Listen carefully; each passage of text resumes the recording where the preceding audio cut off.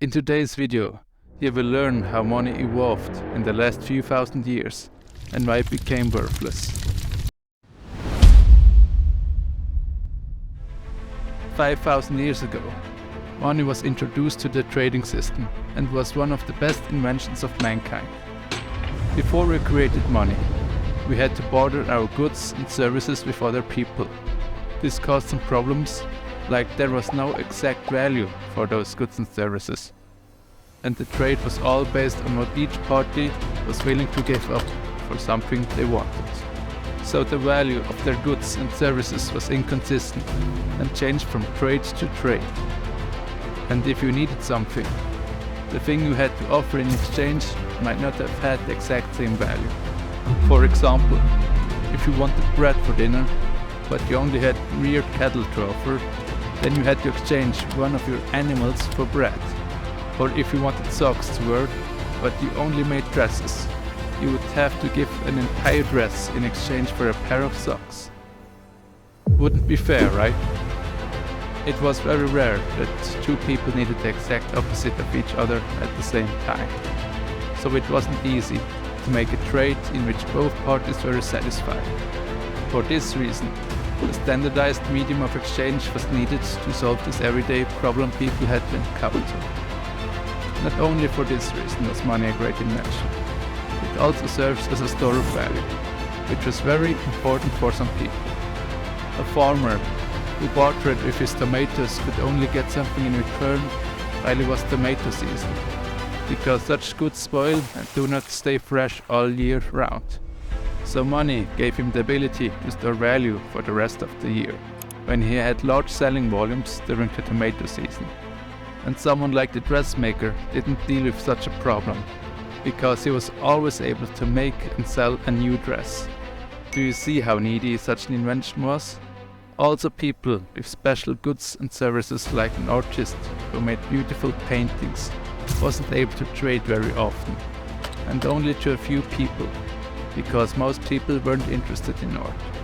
But when he found one, he needed to charge a high amount for his work, so he can pay for his needs until the next sale. That's where money comes in handy. Before money was a thing, people who had goods and services to offer, which only a few people wanted, always traded for something everyone would barter with.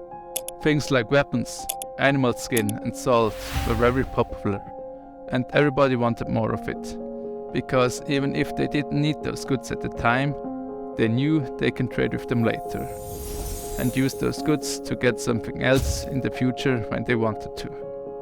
And like that, commodity money became a thing. This idea to use popular goods as a store of value to get something else in the future was so brilliant that the entire world slowly moved away from the barter system to the money trading system. When money was introduced to the people as a new medium of exchange, they faced a big problem: making money worth something. It wasn't easy. They had to make it scarce, or otherwise no one would have trusted it and used it, right? Because if everyone can have a lot of something, like money in this case, then it wouldn't be worth anything. That's basic economics. So what they did is gave this new medium of exchange an actual worth in form of a material value. Around the year 770 BC, the first coins were created in China, all out of metal. They made miniature versions of the old commodity money. The Chinese also made the coins circular, so it was easy to reach into pockets and take them out without hurting your fingers. This was it. Now people had finally a great medium of exchange, which was way smaller and with a consistent worth. Like this, people were easily able to carry their currency always with them and make new trades on the go when they saw a thing they wanted. Not only this was a big improvement to the trading system, but now they are also able to set fixed prices for their goods and services, and were able to trade with everyone. This made it possible that both parties get exactly the same worth in return as the thing they offered, and this led to more satisfying trades for both parties. The metals of coins were scarce, so money was actually worth something. It wasn't an illusion yet. The value of the coin was determined by the value of the metal the coin was made out of. If you had a coin that was made of 1 gram of bronze, it was worth 1 gram of bronze. And if you had a coin that was made of 5 grams of gold, it was worth 5 grams of gold. I think you get the point. The more of those tiny coins you had, the more goods and services you were able to buy. The kings and rulers quickly discovered the power of this new form of money. They wanted more to fund their expensive lifestyle, and also realized they can control other people by offering them money. And so in 600 BC, Alyattes, the king of Lydia, had an idea and created the first official money mint. The coins he made were mixed with silver and gold and had a stamped image on it. The images were simple and acted as denominations, so people were able to read the value of the coin. The kings defined the value of new money not based on the worth of the metal itself, but instead on the image they stamped on it. And with this, the illusion of money was born. Their trick was to make the coins out of metals which weren't as valuable as the buying power the image represented. This was a great way for them to increase their wealth and power. It was like a money glitch. Let's say, for example, they made those new coins out of 2 grams of silver and 3 grams of gold, but they then stamped an image on it which said it was worth 5 grams of gold. And since gold was way more expensive than silver, they then had a coin which was a lot more valuable in terms of buying power than they had to spend on it. I've always dreamed of such a money glitch. Like, it's just free money, and who doesn't want that, right? But this wasn't enough. The kings around the world were greedy. They wanted more. They thought precious metals were too expensive. So what they did was slimming down the coins. Like this, they were able to save more on metals. Later they even used less and less of the expensive metals and mixed it with more cheaper metals. Soon all the coins in circulation were close to being worthless, but still had the same buying power as the image on it represented. For example, 1 British pound sterling represented 1 pound of sterling silver. This is how the kings successfully turned the system of money to an illusion. And from here it gets even worse. Over time people started to trade more and more internationally, and quickly realized that the metal of the coins were too heavy to carry around.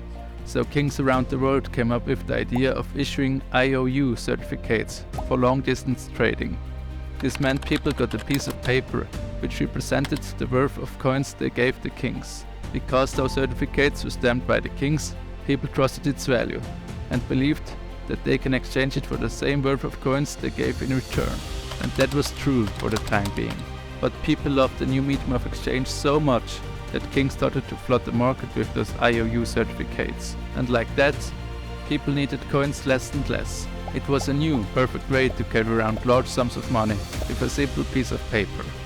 This simple piece of paper ended up being worth as much as we believed it was worth, even if we no longer exchange it for physical gold and silver coins. This is how money slowly but surely evolved to a massive illusion. And even to this day, when we have modern governments and central banks, money has remained an illusion. Today those IOU certificates are known as banknotes, and the only thing which determines its value is the importance people place on it and the trust we have in our modern financial system. The most valuable banknote which exists today is the 10,000 Singapore dollars note. At the moment you get $7,502 for that. This note doesn't get produced anymore, but it's still a legal tender, so you can use this single piece of paper to buy things, valuable things, like houses, cars, and even metals like gold. The banknote, as we know it today, costs less than 20 cents to produce, but represents a way larger value. In other words, with the largest US dollar banknote, which is worth less than 20 cents, you can buy gold worth $100. That's the illusion of our modern fiat currency system. The government determines the value of each note, and not its actual worth. We are at the point where it's so normalized to trade each day valuable goods and services with worthless papers, that we don't even think about the illusion of money. And this is exactly what the government wants, being able to print an unlimited amount of this legal tender out of thin air for themselves, and leave you with nothing to keep you poor.